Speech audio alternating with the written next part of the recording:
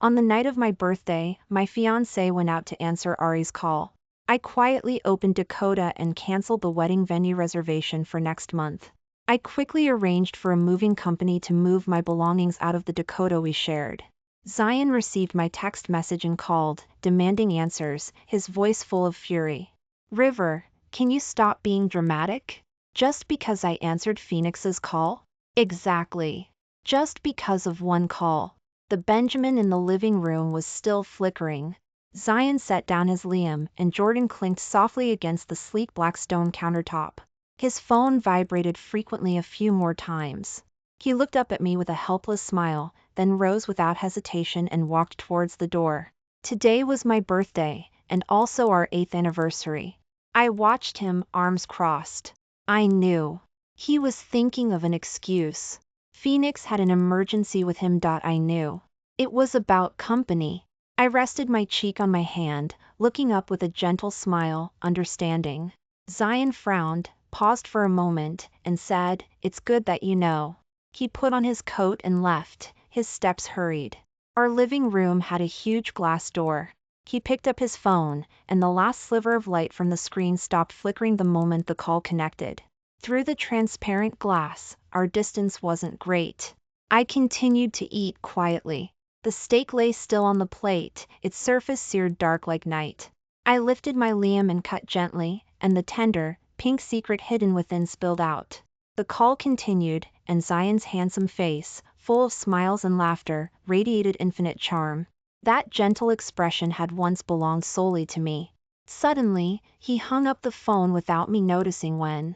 He strode downstairs, not even leaving time for a goodbye. I watched his retreating figure calmly, not trying to stop him. Car lights illuminated the tree shadows in the yard. The sound of a car leaving the garage came from downstairs. Zion was gone. I understood. Then, there would be no future for us. I had prepared for this day for a whole month. If he had stayed, he would have noticed the gift I had prepared for him on the seat to his right. It was a pair of obsidian and onyx cufflinks.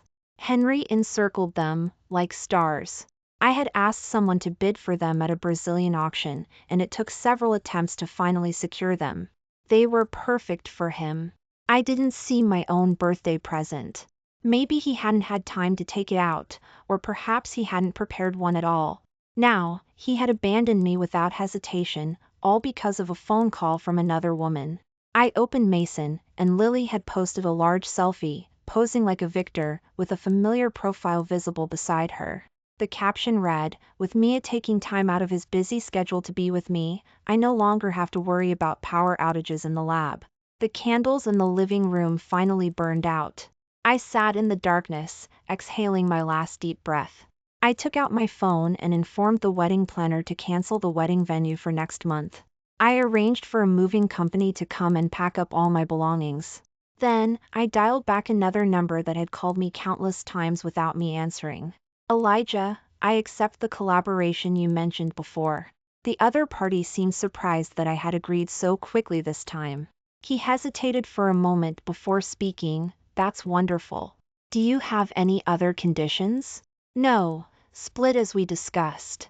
The next day, after settling into my new home, I went to Zion's office to sort out some old drafts. Just as I finished tidying up and was about to leave, he entered the door ahead of me. "Why are you at the company?" Seeing me holding things, his expression darkened. "Didn't I tell you not to keep coming to see me without a reason? It looks bad." It seemed he still didn't know I had moved out. Suddenly, a sharp pain shot through my lower abdomen, and I crouched down. He tore off his tie with one hand, freeing the other to find a charger for his phone, which had gone black. He didn't notice my discomfort. "Last night there was an emergency, and I didn't have time to say goodbye. I've already arranged for my secretary to send your birthday gift home." Cold sweat broke out on my forehead. The severe pain made me feel as if my insides were being simultaneously torn apart. "Oh, right." He frowned, glancing at me. "Why are you always crouching on the floor? Take these dirty clothes home and wash them for me later, and bring me a fresh change of clothes. I also need a set of women's clothes. Your build is similar to Phoenix's, so she should be able to wear them." Choose something plain. Last night, she worked all night to facilitate the cooperation between our company and the hospital. She hasn't even had time to go home yet. Ever since I started dating him, I had gone home early to become a cruise. I took care of his daily meals and navigated his social circle. I sent desserts to his picky mentor and gifts to his business partners. It seemed he had gotten used to treating me like a nanny. He took this habit for granted. Seeing my silence, his expression darkened a few shades. His phone finally charged, and the ringtone impatiently rang out. "Mia, did you forget something?" Lily's soft giggle came through the phone, unrestrained and bold. "Without this, you won't sleep well tonight." She certainly didn't sound like someone exhausted from staying up all night. "I'll come get it later," Zion said, lowering his voice. "You're being mischievous again." The sharp pain in my lower abdomen intensified. I clutched my skirt, and my vision began to blur. Lily said something else that made a look of surprise cross Zion's face. He was only half a step away from me, yet he turned and strode away decisively, not sparing me another glance.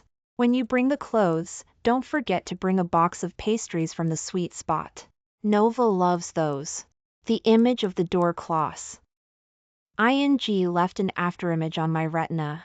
I curled into a ball from the pain and collapsed to the floor, completely losing consciousness. When I woke up in the hospital, my lips were dry and peeling. I instinctively called out, "Noah, water," before Lily appeared. He had been meticulously attentive to me. Many times, I was the one who was pampered. The doctor sternly scolded me, shattering my illusion. It turned out Zion's secretary had found me when delivering documents and called an ambulance. "You're in so much pain, why didn't you come to the hospital earlier? Do you know an ectopic pregnancy can be fatal? Where is your family?" I clutched my lower abdomen, momentarily stunned. So, there had quietly been a tiny life inside me. It seemed even he knew his parents were unreliable, so from the very beginning, he chose not to give us a chance to keep him. My phone vibrated. It was the confirmation for the wedding venue cancellation from the wedding planner. I confirmed without hesitation. The next second, Zion's call came in. "What exactly are you doing, River? Why did I get a notification that our wedding was cancelled? Just because I answered Phoenix's call?" "Yes, just because of one call," I said, my voice hoarse. "What's wrong with your voice? Why didn't you tell me you weren't feeling well?" I scoffed. "Is there anything more important than your Zion?" Hearing this, Zion, exasperated, lowered his voice. "What nonsense are you talking about? Phoenix is such an innocent girl. Don't take your anger out on her. If you have something to say, say it to me. Since you're not feeling well, don't bother sending the clothes. Phoenix is in the hospital from overwork. When you've rested up, find some time to make her some soup and bring it to the hospital." He didn't even bother to ask me a single word. A sweet, girlish voice came from nearby. "Mia, I can't get this dress off. Can you come help me?" Although I had long told myself not to have expectations of him, hearing it firsthand was still jarring. "Zion, from now on, please don't contact me again. I don't have time to serve you too. Please stay away from me." He explained calmly, "It's her new Barbie doll's clothes. You know she has a childish nature." I couldn't listen anymore and hung up the phone. I quickly blocked all his contact information. Afterwards, I made an appointment with the doctor and had the iris. As quickly as possible, I scheduled a meeting with Elijah to discuss the new company. I wanted to sever all ties with Zion as quickly as possible. The longer I delayed, the more I worried I wouldn't be able to let go. I was even more afraid of myself, of repeatedly recalling the beautiful times we once shared, of forgiving his infidelity again and again. When we first started dating, we were deeply in love. The year I met him, my father's business went bankrupt, and he died by suicide. My mother became deranged under the multiple shocks and stimuli. I gave up studying art and got into a less reputable state university. I barely managed to survive with Aurora and working odd jobs during school. Love was something I never dared to hope for. I worked 3 jobs every day just to scrape enough money for my mother's medication. Coincidentally, Cole was looking for part-time help. They paid much better than other places, and I had the chance to continue painting. But students from traditional academic disciplines often looked down on those pursuing the arts. Over time, rumors spread everywhere that I had no self-respect, selling my body to Coles Ashley for tuition fees. The girls in my class always looked at me with hostility, and even the teachers who knew the truth abetted the rumors. River is so pretty, it's only right she earns so much money. After all, not everyone can make a living off their looks. Zion was an exchange student at our Chris. We had only met once in an open lecture. That day, I got my period and stained my clothes. I sat frozen in my seat. The pain was so severe that I fainted. He took off his jacket to cover me, picked me up, and ran all the way to the hospital. Before I could thank him, he returned to his Chris. Later, my mother's condition worsened. She would often hit people during her episodes, and no Kai was willing to take on the job. I had no choice but to take a leave of absence from school to care for her. When I returned to Chris, the rumors of me being a kept woman who had an abortion had spread everywhere. Some ill-intentioned male classmates would always stare directly at my thighs and whistle. In the most serious incident, Jacob in the class directly bet publicly on what color underwear I was wearing. The prize money was $100,000. Whoever goes up and strips her clothes off for everyone to see, I'll add another $100,000. I cried, begging them to leave me alone, but it only led to more severe humiliation. It's just a look, isn't it? Aren't you short on money? That's $100,000. Are you covered in gold? Why are you putting on an act? You're just a whore. It was at that moment that Zion appeared beside me. He rushed in and punched Jacob in the eye, drawing blood. Then he used a chair to break the leg of the male classmate who tried to pull off my clothes. He himself was swarmed and severely beaten, ending up hospitalized.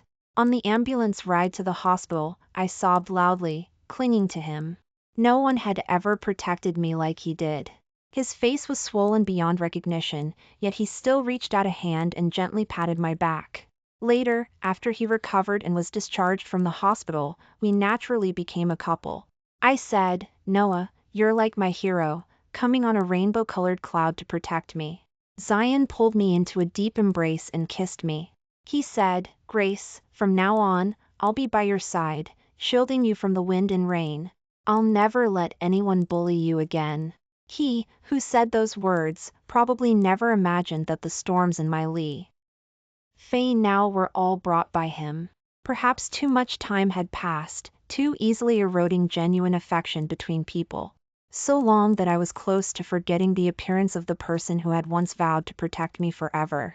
Before starting at the new company, I planned to get myself a new wardrobe. After being with Zion for so long, staying home every day with a bare face, I felt like I was growing mold. The largest Oliver was conveniently near Zion's company, and I remembered his secretary taking me to the hospital earlier. I arranged to meet her at the Sophia downstairs and bought a gift to thank her. It was lunchtime, and employees were gradually coming downstairs. It looks like good things are coming from Mr. Michael recently. Miss Lily is with him constantly. Definitely. A perfect match, talented man and beautiful woman. I heard they were childhood sweethearts, Mia and Ari. Their family backgrounds and social standing are perfectly suited. I remember there used to be a Miss River who often came to the front desk to bring food to Mr. Michael, didn't there? Hey, Ashley always has a few Kai around him. But that Miss River really had no self-awareness. Trying to seduce a man without even putting on makeup.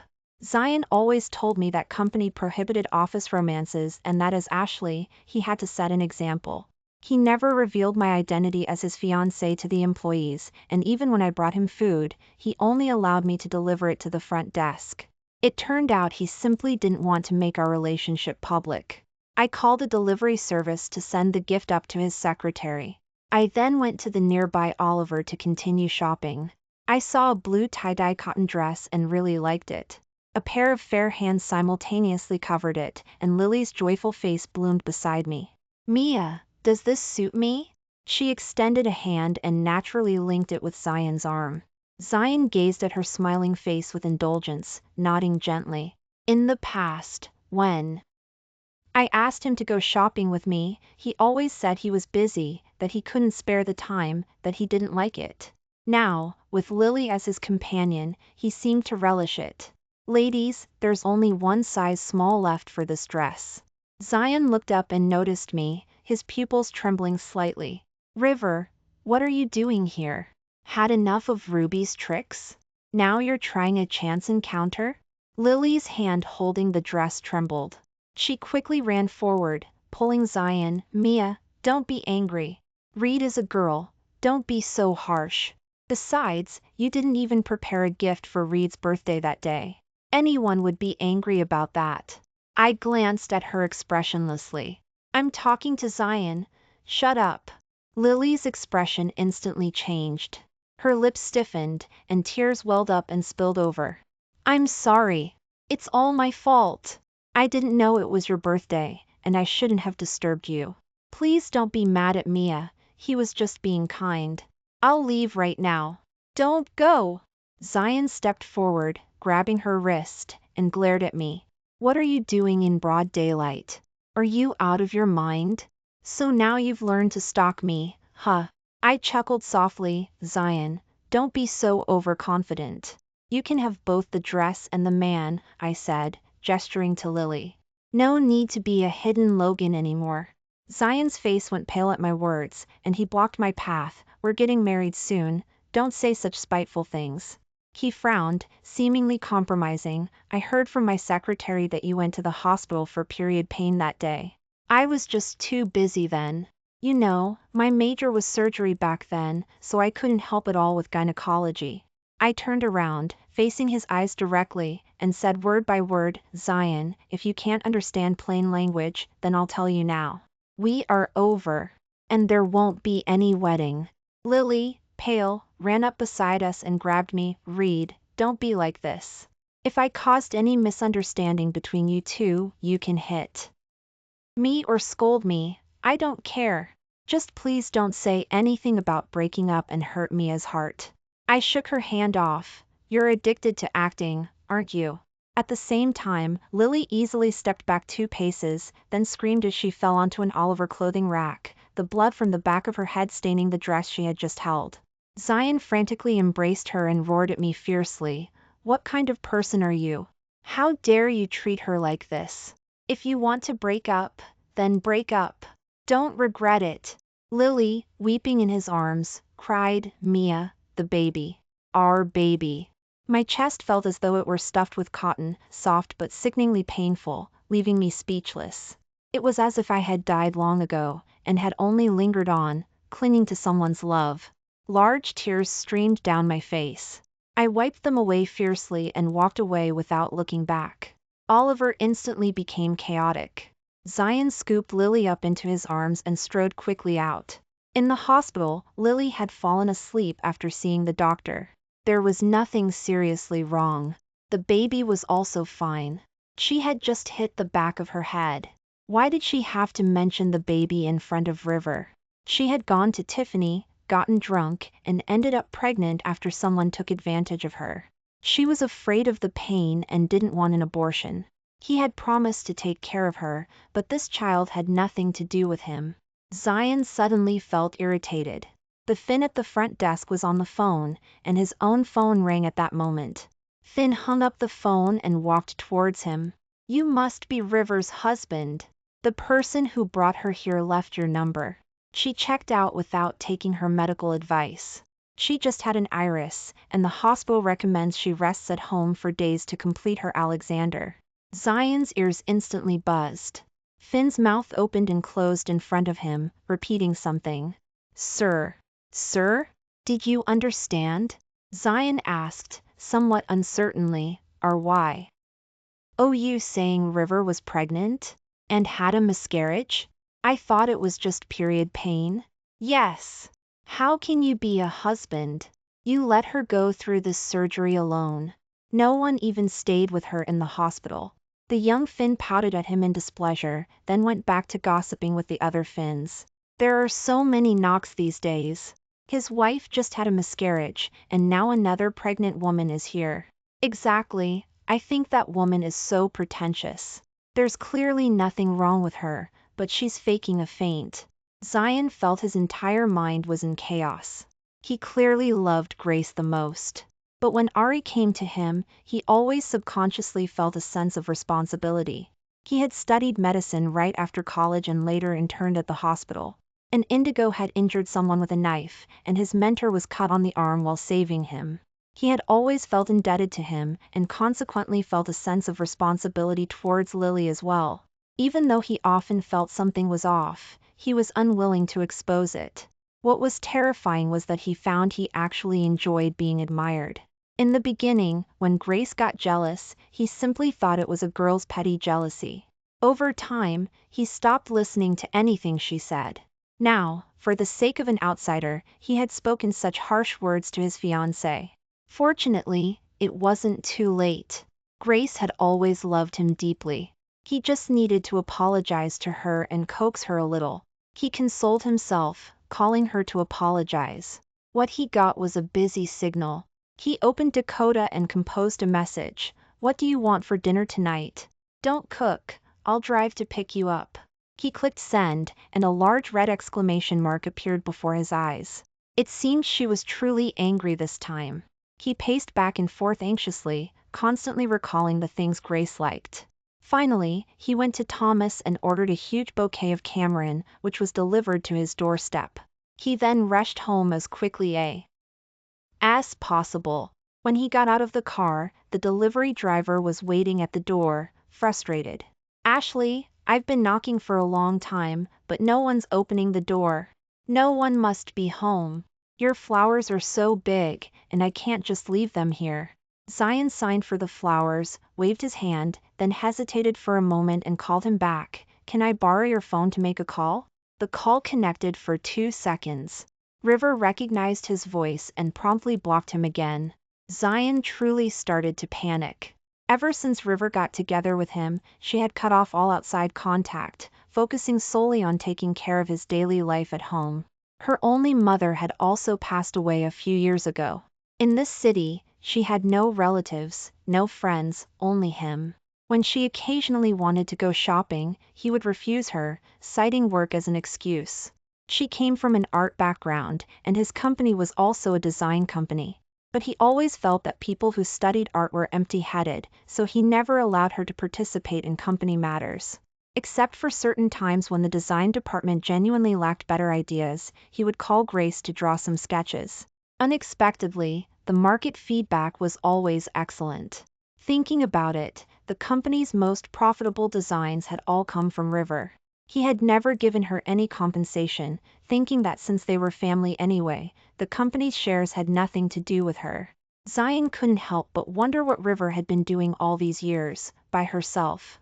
He postponed all company matters and, as if compelled, opened the front door of their home. Over the years, running the company, he had earned a lot of money, and their homes grew larger and larger. When they first moved in, River was overjoyed. She said the house had good lighting and she loved the huge Evelyn the most. Sitting in the living room, she could see Zion driving back from a distance. Sometimes, when he came home early, he would see River's busy figure bending over there. Sometimes she was trimming newly bought flowers, sometimes preparing dinner for him. She always went barefaced, her long, shiny black hair casually tied up. When she lowered her head, he could see her fair, smooth neck. She was as beautiful as a swan. But today, there were no flowers in the Ella in the living room, only a withered, decaying branch and an empty glass bottle. Opening the bedroom closet door, only a row of his own shirts remained. He remembered when they first started dating, River always used to say, "When we buy a big house someday, I want to hang my dresses among your Zoe. How about we wear matching outfits every day?" Later, when they actually moved into a bigger house, Zion always found River's clothes too cheap-looking, not formal or luxurious enough. He himself had forgotten that what he had initially loved most about her was that stubborn, carefree demeanor. And wasn't it he who, step by step, made her constantly compromise, becoming obedient and docile? There was no trace of River left in the house. This time, she had truly left. But why would she leave? This time, she hadn't even argued with him. How could she have left him without any warning? He collapsed onto the bed, feeling defeated, wanting a moment to catch his breath. His arm brushed against the nightstand, knocking something over. He impatiently reached out and opened it to see. It was a black onyx cufflink. Many years ago, he was still studying medicine. Back then, a legend circulated within Chris: the best doctors could receive a black cufflink bestowed by Chris. But Chris would not easily descend to the mortal world. At the moment the obsidian cufflink shone brightest, humans would receive Chris's favor. Years had passed, and he no longer practiced medicine. But humans always find it hard to forget things they yearned for in their youth but couldn't attain, just as he felt about this cufflink, and just as he had repeatedly indulged Lily. He had seen T.'s design in a magazine once. It was a patented design created by an elderly Brazilian designer. There were barely 3 pieces worldwide, they couldn't be bought even with money. He didn't know how much effort River had put in to acquire this. And he, himself, hadn't even given her the chance to open the gift in front of him. He took out many Zion from the cabinet and drank continuously, getting utterly drunk, crying and laughing, until he passed out on their large bedroom bed. Only now, no one would patiently wipe his body or change his clothes anymore. The next day, he was woken by his phone ringing. Atlas's voice was frantic. "Mr. Michael, you've finally answered. Company is demanding that we bring back our original designer, Ethan, or they'll cancel all cooperation with us. Miss Ethan has always been your direct contact, and we can't find her. Replacing her with other designers hasn't satisfied the client." Zion's hand, holding the phone, froze. Company was their primary partner, and they only recognized River's work. Their boss was notoriously difficult in the industry, yet every time they received River's work, he would not hesitate to praise it: inspired, a rare work of genius design. Zion scratched his head in annoyance, venting his inexplicable frustration by yelling into the phone, "I spend millions every year supporting your design department, and you can't even produce a decent piece of work. What good are you?" The phone arced through the air and fell onto the bedroom's dressing mirror.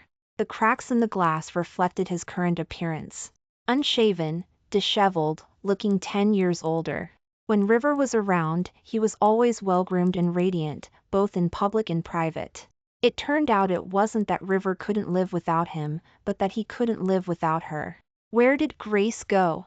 He thought for a long time but couldn't find a single mutual friend.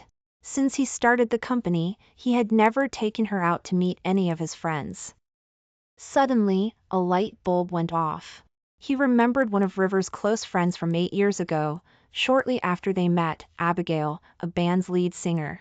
After they got together, he once told River that he didn't like women like Abigail, who smoked, drank Zion, and had tattoos, and associated with Rowan. When he said this, River was uncharacteristically unhappy and emphasized that Abigail was not the type of person he described. He casually appeased her with a few words at the time, and he had forgotten River's reaction. But for all these years, he had truly never seen her again. After connecting the call, Abigail immediately started yelling at him. "Are you out of your mind? I was a perfectly good woman, and after all these years with you, I have nothing, and now she's gone missing?" Abigail also said that to prepare his birthday gift, River had painted 200 sunflower paintings for that Brazilian designer. No wonder her hand trembled a bit when she held a cup for a few days. He had just been too busy to notice. Abigail originally didn't want to argue with him further, but the thought of River having nowhere to go alone in the city made her panic. She was currently on a business trip abroad, and River probably hadn't even told her about this incident, perhaps not wanting to distract her. Finally, Abigail thought for a moment and decided to remind Zion. 2 days later was Aunt Stephanie's death anniversary. Grace would surely go to her Aurora. Zion had never felt time pass so slowly. For these 2 days, the company's calls for the drafts had nearly driven him mad, yet there was still no news from River. 2 days later, he wore a pure black suit, bought a large bouquet of Nova, and knelt at River's mother's Aurora. "Aunt Stephanie, I'm sorry." He himself couldn't remember how long it had been since he accompanied River to the Aurora. Initially, he had willingly accompanied her, but later, as he got busier and stood her up more often, River tacitly stopped bringing up the matter in front of him. This time, Zion arrived very early. It wasn't until a light rain began to fall that he caught sight of River's familiar figure. Today, she was uncharacteristically made up, wearing a form-fitting skylar, her hair neatly coiled high on her head. Atlas swayed from side to side as she walked. She exuded an indescribable charm. He gazed at his former fiancée with a hint of fascination, but River, at that moment, turned her head and chatted animatedly with another man who had caught up to her, a smile occasionally playing on her lips. My collaboration with Elijah was very successful. The paintings submitted were very well received by the overseas company. You know what? You should have come sooner. Why bother staying with a man like that, wasting your talent and squandering your youth? Elijah sat behind his desk, watching me with keen interest. But, sister, even after all these years, you're still as graceful as ever.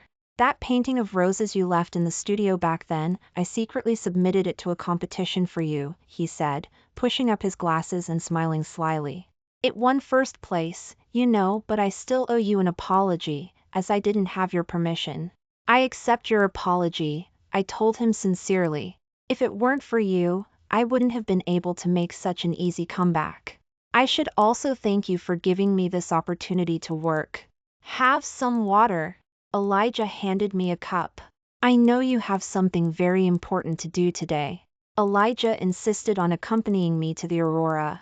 He said he also wanted to get out and walk around. My mother's grave was in a very secluded location. Later, as Quinn developed and all sorts of green spaces were improved, I never moved it. April weather is always rainy. He tilted the umbrella towards me, his chiseled face half hidden in the soft light, wearing a gentle smile, overlapping with the young boy from my memories. Dad, let her stay. She's very talented. 8 years ago, that part-time job saved my mother, and now, he was redeeming me in another way. I looked up, meeting Zion's gaze, but he quickly charged towards Elijah. I instinctively stepped in front of Elijah without hesitation. Zion's gaze darted between us, infuriated. Who are you? You're the one who stole Grace from me, aren't you? I thought, how could she leave when she loved me so much?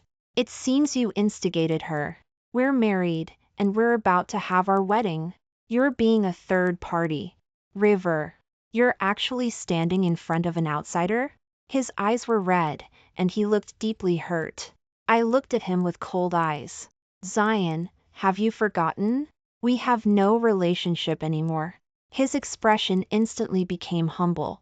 Grace, I'm sorry. I truly know I was wrong. Please forgive me this one time. He hastily pulled out a bouquet of Cameron from behind him. I bought your favorite flowers. I impatiently cut him off. I've never liked Cameron. Elijah, standing by, openly mocked him. TSK, you say you love her, but you don't even know her preferences. Her favorite flower is the rose, stubborn and passionate, he said, smiling innocently at me. Right, sister? Zion looked flustered. Why have I never heard you say that? I did say it, I stated, staring at him expressionlessly. The first time you gave me flowers, they were roses, and I loved them. Back then, you didn't have much money, and I said if they were from you, Cameron would be fine too. All these years, you've never asked me what I like. For every one of my birthdays, you had your secretary send the exact same bouquet of Cameron. I'm practically sick of them. Zion stepped forward and grabbed my wrist. I'll change. I'll change everything. I was wrong, please forgive me. I never wanted to break up with you. Is it because of the baby? Zion said weakly. I didn't know then that we would have a baby. But I want to separate, I said, turning my face away from him. Elijah stepped forward and unhappily pushed him away. Grace is with me now. Please stay away from her, he said, pulling me into his embrace and winking at me indulgently. River, when did you get involved with this man? How could you do this to me? Zion demanded, his eyes red. At his words, I could no longer hold back. She stepped forward and slapped him across the face with all her strength. Zion, it's been 8 years. Everything I owed you has been repaid. You never wanted to introduce me to your friends, and you pretended to be single at the company. You were always too busy, you never spent a single day just with me, going shopping. On my birthday, a single call from another woman was enough to make you leave. I suffered a miscarriage in front of you, in agony, but you didn't even spare me a glance. All to appease your beloved Ari. I prepared our entire wedding by myself, while you had time to sleep with your Ari. Don't think I don't know, Lily doesn't even like Barbie dolls. You helped her undress, what are you still pretending about? Zion opened his mouth as if to say something more, but his arm eventually fell uselessly to his side. After that, he never appeared before me again. Later, I heard that Lily, to secure her hold on him, had an abortion for the child she was already carrying. Since Zion hadn't touched her, she schemed to drug Zion and slept with him. And somehow got pregnant again. When his sage found out, she repeatedly showed up to pressure him into marriage, and he was eventually forced to have a hasty wedding with her. Because Lily's child was conceived after she drugged Zion, it was born a child with Down syndrome. Only then did Zion realize Lily had hidden the prenatal test results to secure her position. But since the child was already born, they had no choice but to constantly look for places to get him treatment. His company repeatedly failed to deliver new designs, and was investigated for tax evasion and fraud, eventually going bankrupt. Zion had no choice but to go out and work to support his mother-in-law, his wife, and their special needs child. Lily, accustomed to a luxurious life, couldn't endure hardship and found other men to support her. Fearing she might back the wrong horse, she juggled men from various professions and age groups. Until one day she contracted Skylar. Zion, of course, also caught it. Infected with the illness, he couldn't find any work. The couple began living on the streets. The child, meanwhile, was adopted by the state foster care system. When I heard the news, I was in Ava, Atlas with Abigail. She is now a lead instructor for the National Philharmonic Orchestra, and she's married to a Sam. Honey, you don't need to work, I can support you. She took a sip of Phoenix and winked at me. Seeing this, Elijah, who was beside me, scooped a spoonful of Abigail and put it in my mouth. Eat this, that's not good to drink. Seriously, Abigail, you have such a perfect marriage yourself. Why are you always trying to steal my wife? Wife? She hasn't even agreed to marry you yet. I turned my head, cupped Elijah's face, and gave him a big kiss, smearing cake all over his face. As long as we're together and we love each other, we don't necessarily need onyx. The future is too distant and uncertain. Don't make promises. Just fully experience the beauty of the present.